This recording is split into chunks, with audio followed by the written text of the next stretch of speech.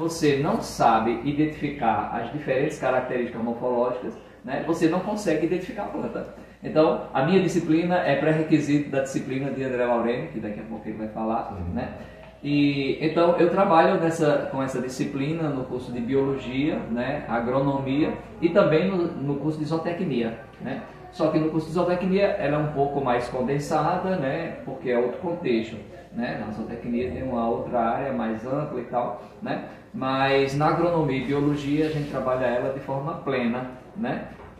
E o produto final é isso, é você, aluno, né, saber identificar as características, reconhecer essas características, qual o material didático, o livro que você pode recorrer para poder identificar. Eu sempre costumo dizer que na disciplina de morfologia o discente ele vai aprender um novo idioma, né? Porque é um glossário, né? Mas só que a gente busca não necessariamente a decoreba, né, dos termos, a gente busca realmente entender, até mesmo etimologicamente, né, a origem das palavras, para não ter que ficar decorando termos, né?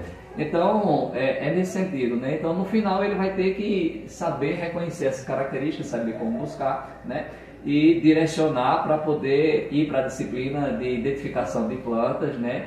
Para identificar as famílias, até mesmo espécies, e por aí ele segue, né? E aí é o caminho que é o que eu imagino, né, que deve chegar lá para a disciplina de André Laureni. Além disso, a gente trabalha nessa disciplina a estrutura interna das plantas, né? Os tecidos, né?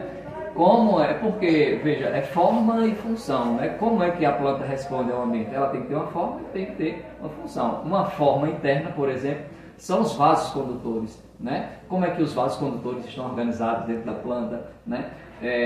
Como é que se tem muita fibra, que tipo de fibra, né? Então, também a gente estuda a parte interna da planta. Então, a metade da disciplina é a morfologia externa e a outra metade da disciplina é a anatomia propriamente. Ajuda no nível de célula, tecidos, os diferentes tipos de tecidos e como os tecidos estão organizados em raiz, caule, folha. Ou seja, o aluno ele tem que terminar o curso e saber olhar para uma imagem de um corte anatômico, né? E saber dizer se é de uma raiz, se é de um caule, se é de uma folha, pela organização dos tecidos. Então ele tem que saber disso, né? Isso é inegociável, tem que saber.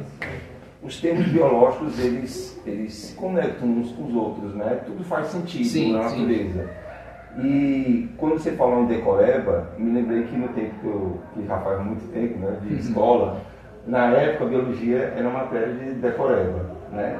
Até química, em certas áreas da química era considerada decoreba.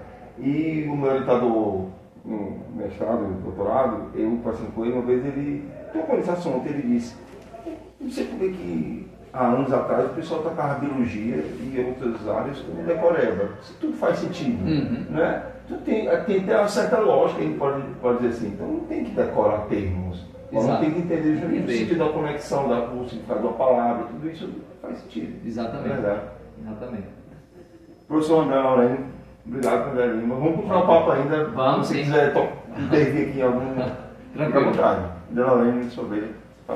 Quero agradecer, né, o convite para estar aqui hoje. Né, não é todo dia que a gente pode falar um pouquinho do que